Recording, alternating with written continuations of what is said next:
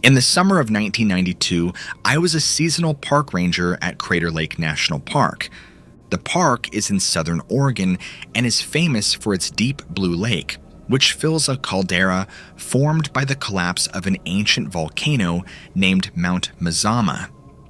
It's also known for the sheer cliffs that surround the lake, some of which are nearly 2,000 feet high. One evening, while working the late shift in my office at park headquarters, I received a call from one of our backcountry rangers who worked at a remote ranger station located on one of those cliffs overlooking Crater Lake. He told me to come up there right away because he had something really strange to show me. I grabbed my jacket and started driving up towards his location. It was about an hour's drive from headquartered along winding mountain roads through dense forests until you reached Rim Drive, which circles around the rim of Crater Lake itself. From there, it's another half-hour drive or so before you reach his cabin.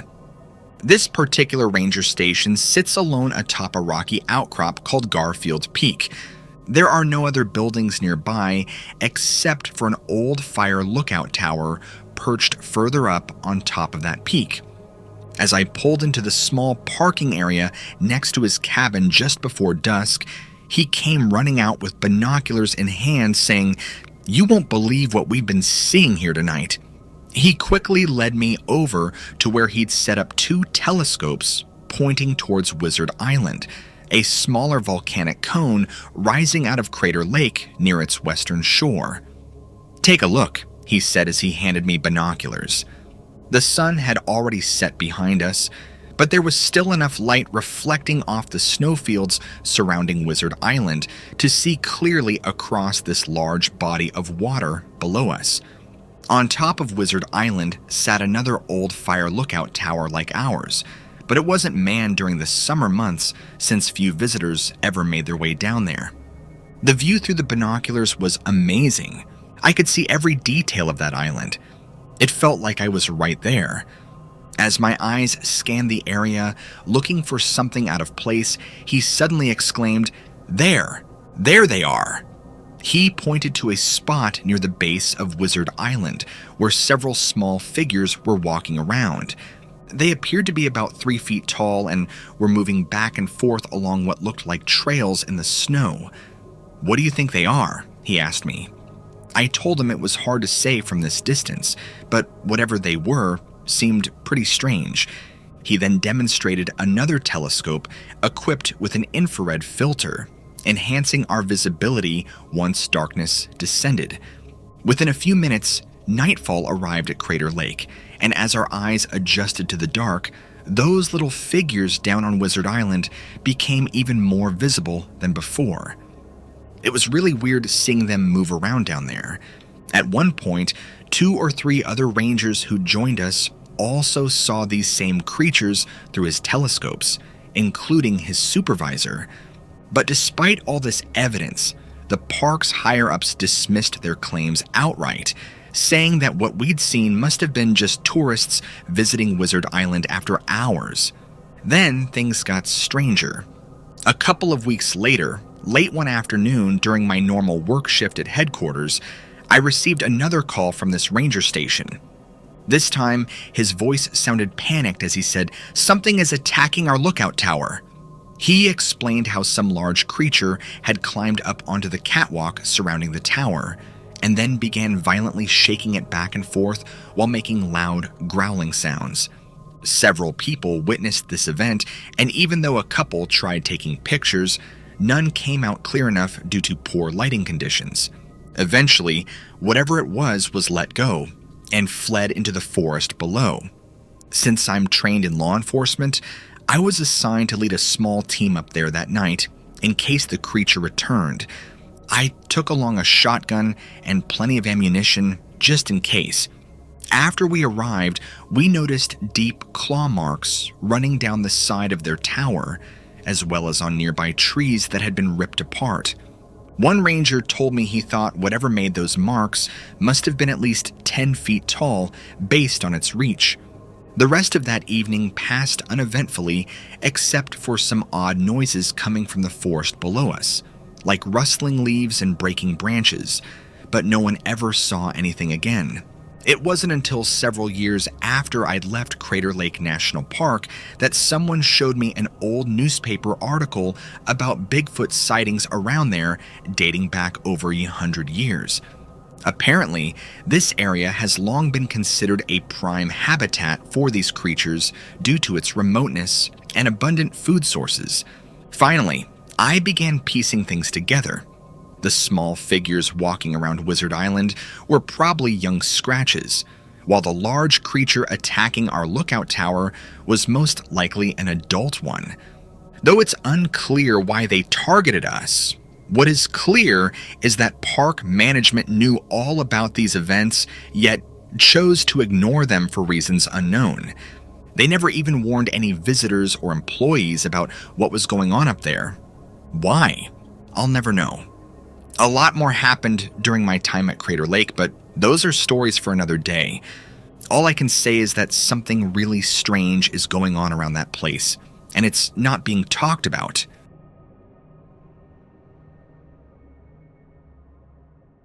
I have been a park ranger for almost 30 years. I work at Crater Lake National Park in Oregon. I'm not going to reveal my name because of the things that have happened here and what I know about other parks around the country. I started as a seasonal worker, then moved up to full-time after 3 years.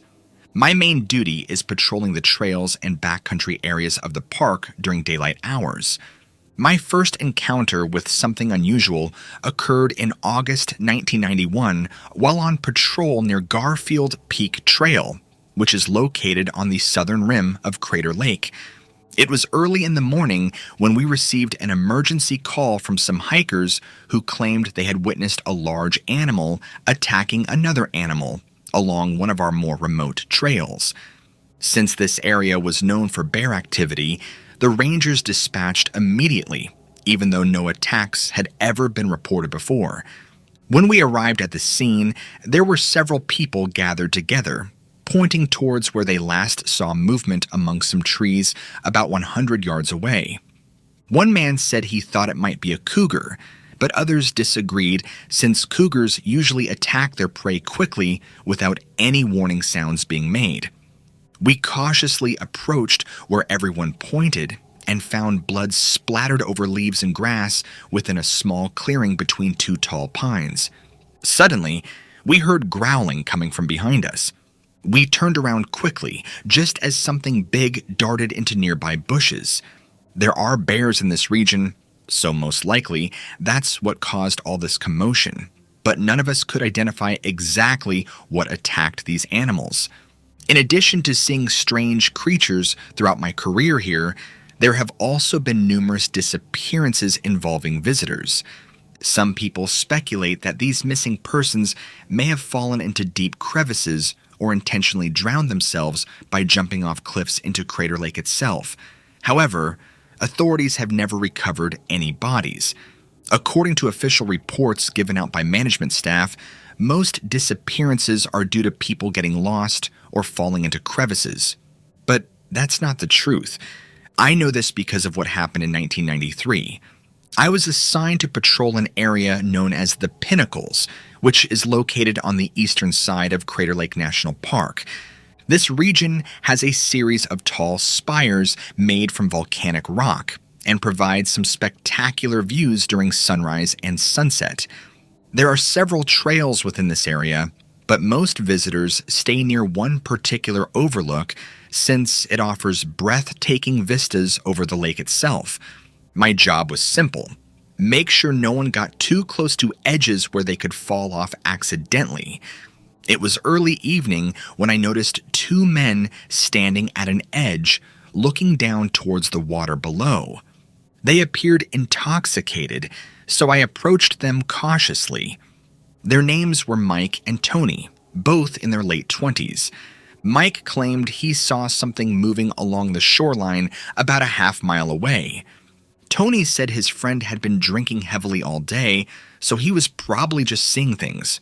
However, curiosity got the best of me, so I decided to investigate further myself. We hiked down a steep trail leading to the shoreline and then followed along until we reached a point directly across from the lookout tower. At first, I didn't see anything unusual until I suddenly caught a glimpse of a large, dark figure running through trees behind the beach. It moved quickly like a deer, but was much larger. As I watched intently, trying to get a better view, another creature appeared out of nowhere. This second being stood upright and walked bipedally in a similar human fashion, except covered in thick fur. I couldn't believe my eyes. There were now two of these strange creatures right in front of me. One ran back and forth between trees, while the other remained stationary. After a few minutes passed, I returned back to tell friends what I had seen. Everyone thought it must be true, though none of us really believed that explanation. Later that night, I heard noises coming outside the tent. I went to check again using a flashlight. Looking towards the shore, I spotted the same beast earlier sitting next to a campfire, eating fish that seemed to have cooked. He looked up directly. Light flashed his eyes, which shined bright red.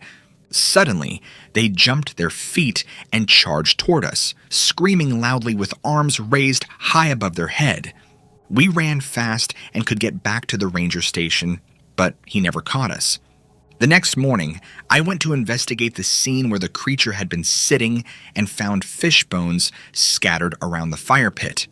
Nothing else was disturbed except for a small pile of rocks arranged in a circle near the edge of the water.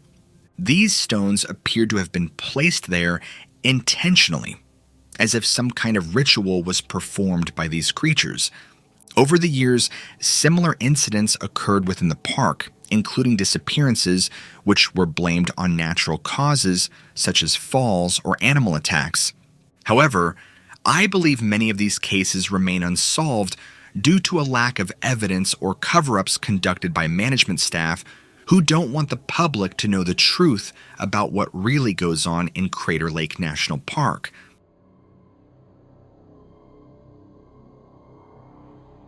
In 2000, I was a seasonal park ranger at Crater Lake National Park in Oregon. I had been working there for about 3 months when the incident occurred that changed my life forever. I worked on the south side of the lake and lived with 4 other rangers in a house near Annie Springs. We were all young guys, and we partied quite often after work or on our days off.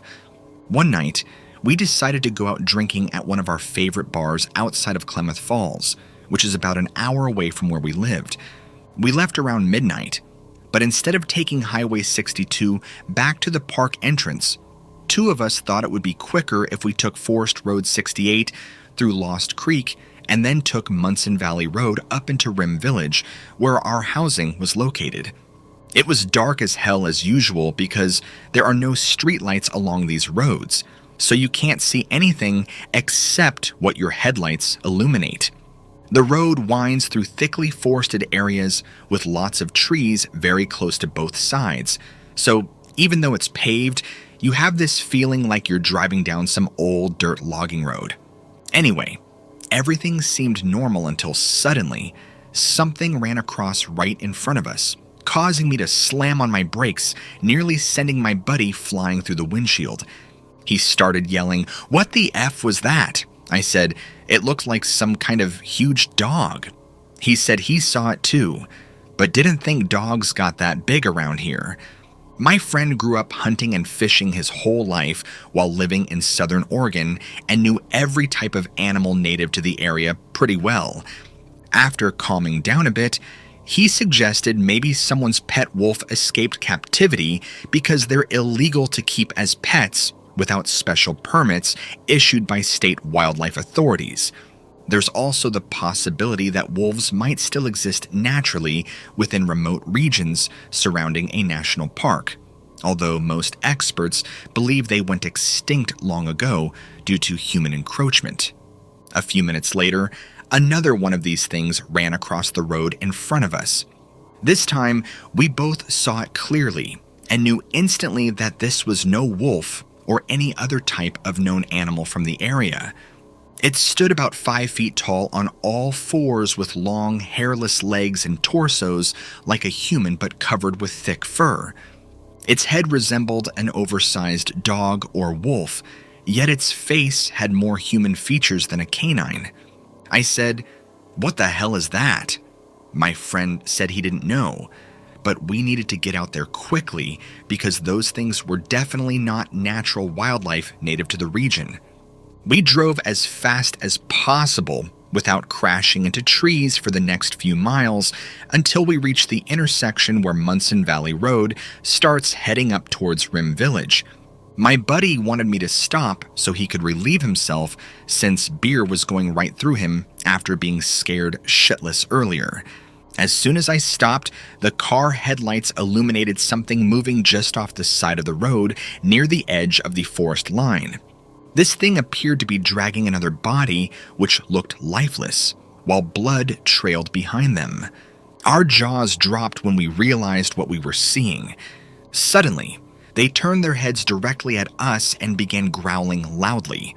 They started running toward our vehicle, and then my friend screamed, "Go!" I slammed the gas pedal down, spinning tires and gravel before taking off onto the pavement and racing away, leaving those creatures behind. About halfway back home, my buddy asked if anyone would believe the story. I told him probably not because it sounded crazy, even though everything actually happened. He suggested maybe keeping quiet about the whole incident, considering how people might react if they found out 2 park rangers encountered strange humanoid wolves late at night while drunk driving. A few days later, I heard rumors that some hikers went missing along the Lost Creek Trail near the spot where the encounter occurred. One ranger claimed to have found bloody clothes scattered throughout the woods nearby. Another person mentioned discovering mutilated remains believed to belong to one of the victims. However, official reports listed unknown causes regarding disappearances, stating only evidence of foul play existed. Crater Lake National Park covers over 180,000 acres, with numerous trails leading into remote areas where people could easily vanish without a trace. I wondered if those creatures we encountered might be responsible for missing hikers, but I didn't want to believe it because it was too horrifying to think about. Even though rumors continued to circulate among park personnel, nobody ever spoke publicly regarding the incident that night when 2 rangers came face to face with strange humanoid wolves along Lost Creek Road. Now, 16 years later, I still wonder what happened to all those people who disappeared around the Crater Lake National Park during the summer of 2000.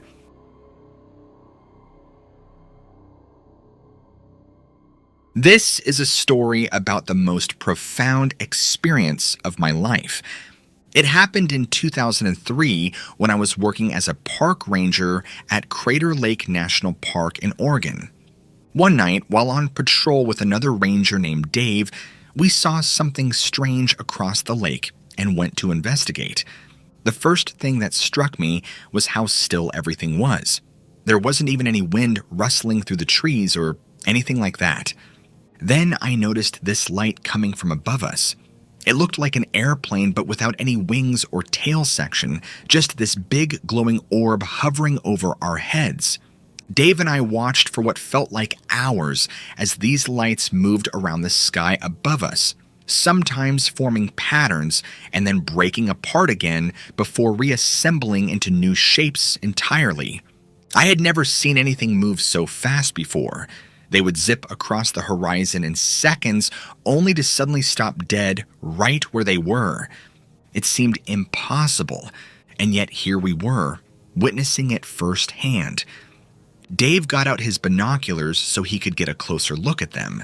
Unfortunately, though, all he managed to do was scare himself silly because once he focused on one of those things through those lenses, well, let's just say Dave ended up having nightmares for weeks afterward. Anyway, after a while, these lights started moving toward each other.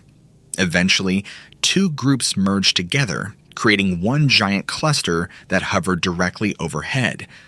As soon as they did this, however, something really weird happened. Instead of continuing their erratic movements throughout space, now there appeared to be some kind of pattern emerging within their behavior. Suddenly, several smaller orbs broke off from the main body and flew down treetops surrounding the campground below ours. We both stood frozen in disbelief, watching the entire event unfold before our eyes.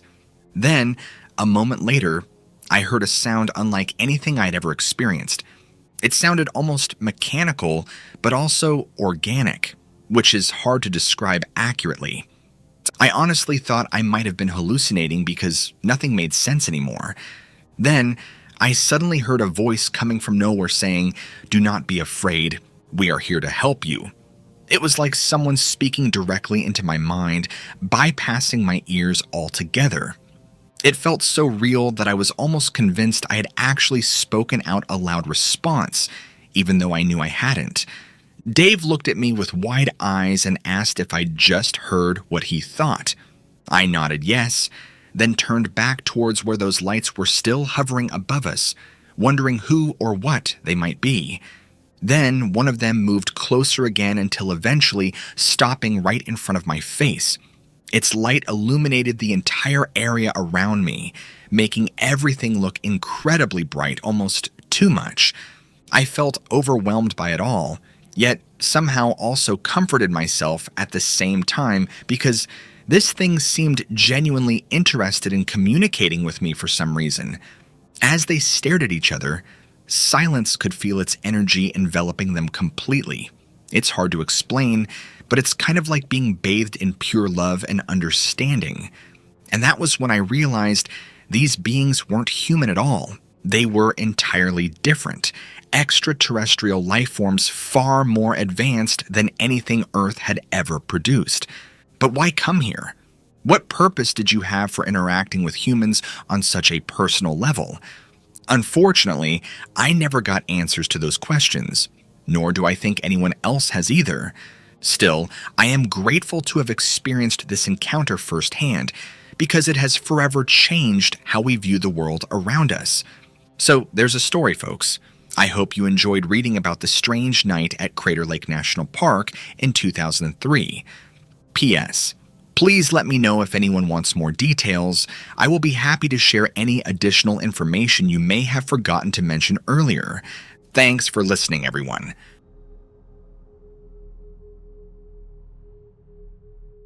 I have been employed in this capacity with the NPS for over 20 years. During my tenure as a park ranger, I have worked at many national parks and monuments throughout the United States.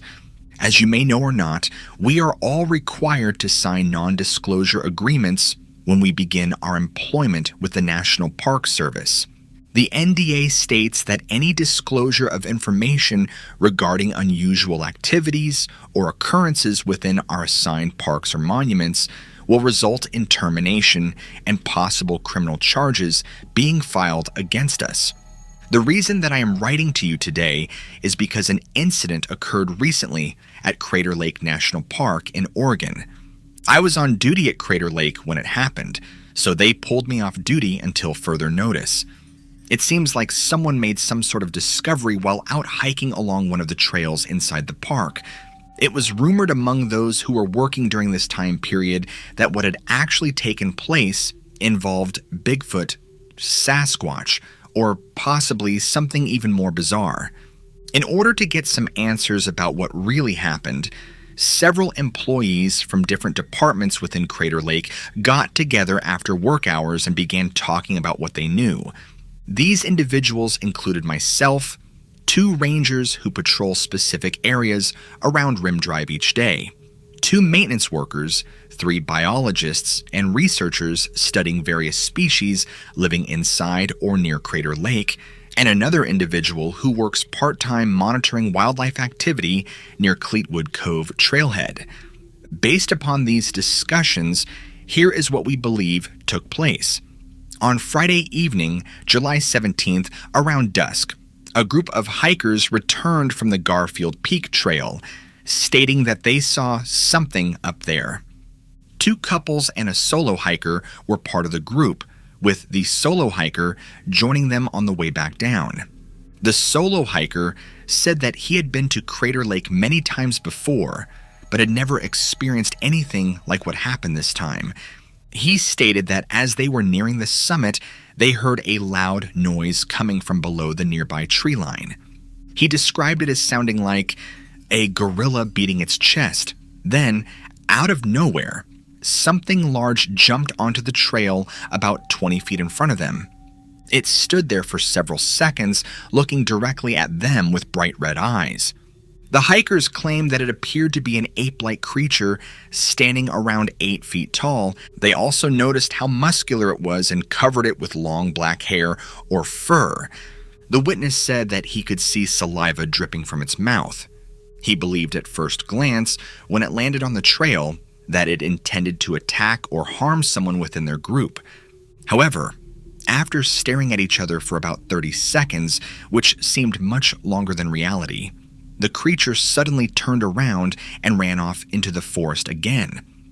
All 5 witnesses agreed afterward, during interviews conducted by park rangers and local law enforcement officers, that whatever they saw did not appear friendly or docile.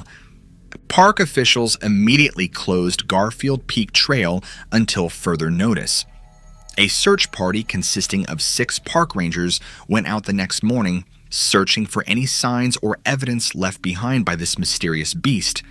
There were reports circulating among employees stating that some sort of body part may have been found along a path leading toward or from Garfield Peak. Several days later, we learned through unofficial channels inside NPS headquarters in Washington, D.C., plus our own internal sources here locally, confirmed rumors regarding the discovery made during the initial investigation. One maintenance worker told me personally, "I can't say too much right now because I'm not supposed to talk about it, but I can tell you this much. We found a Bigfoot up there." Another park ranger who was involved in the search party said, "I don't know what the hell that thing was, but it sure as hell wasn't human. It looked like an ape or gorilla on steroids. We had no choice but to destroy it." The rumors continued for weeks afterward among employees at Crater Lake National Park until they finally died down. Now, here is where things get really interesting. Shortly after all of this took place, around August 10th, 2 representatives from the U.S. Fish and Wildlife Service arrived at our headquarters requesting permission to conduct their own investigation regarding alleged sightings and/or discoveries made by hikers on the Garfield Peak Trail. The park superintendent granted them access to restricted areas of the park so long as they agreed not to disclose any information obtained during their visit without first obtaining written consent from the NPS regional director based out of Portland, Oregon. Upon completion of their investigation, both USFWS agents left Crater Lake NP with copies of photographs taken while inside a restricted area.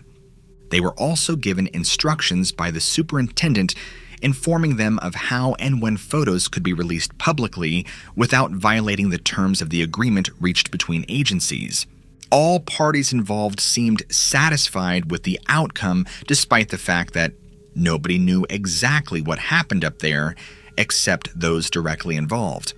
So now we have another cover-up taking place within the National Park Service. I cannot provide my name because doing so would jeopardize my career with NPS. However, I felt compelled to share this story with someone outside of the organization who might appreciate the gravity of the situation. Thank you for taking the time to read this email.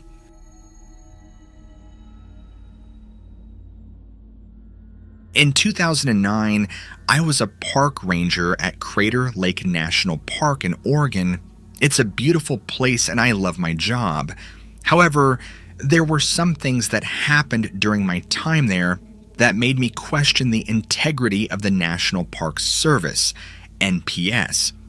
Specifically, an incident involving a missing camper and what I believe to be a Bigfoot attack. I can't reveal too many details about myself or this incident because it could potentially put me in danger. But let's just say that I have first-hand knowledge of what really happened out there. It all started when we received reports from campers about strange noises coming from the woods late at night. Some people said they heard screams, while others claimed to have seen something moving through the trees. We initially dismissed these reports as nothing more than wild animals or maybe even pranksters trying to scare people away from their campsites. But then, one morning, we found an abandoned tent with bloodstains on it near one of our hiking trails. We immediately launched a search for the missing camper, but after several days of searching, we came up empty-handed. That's when things got weird. A few weeks later, another group of campers reported hearing strange noises late at night outside their tents. They described them as loud growls, followed by high-pitched screams. One woman even claimed she saw something standing over her tent before it ran off into the woods. Again, we assumed these were just exaggerated stories meant to spook us. But then, another camper went missing. This time, though, he wasn't alone. His friends had witnessed his disappearance, and they gave us detailed descriptions of what had happened. One man witnessed his friend being dragged away by a large, hairy creature. Another woman said she heard him screaming for help before everything suddenly went silent. After interviewing everyone involved and reviewing all available evidence, including photographs taken by other campers, we concluded that this was not an animal attack, nor was it a case of foul play. We believed that the missing camper had been taken by a Bigfoot. We didn't use that term publicly, but privately, we knew what was going on. And here's where things get really messed up. The NPS ordered us to keep quiet about this incident. They claimed it would cause panic among campers and tourists if they were to learn the truth. So instead, they told everyone that the missing camper had fallen into a crevasse and died. That was an outright lie. There are no crevasses in Crater Lake National Park. It's all volcanic rock with very little vegetation. There is nowhere for someone to fall into and disappear without leaving behind some kind of evidence. But because people want answers, especially when something like this happens, they accept our explanation as fact. It made me sick to know that we were lying to them. I tried talking with my superiors about coming clean, but they threatened to terminate me if I ever spoke out against their decision. Against my better judgment, I kept silent. Then, one day, a group of hikers stumbled upon skeletal remains near one of our trails. These remains were later identified as those belonging to both missing campers.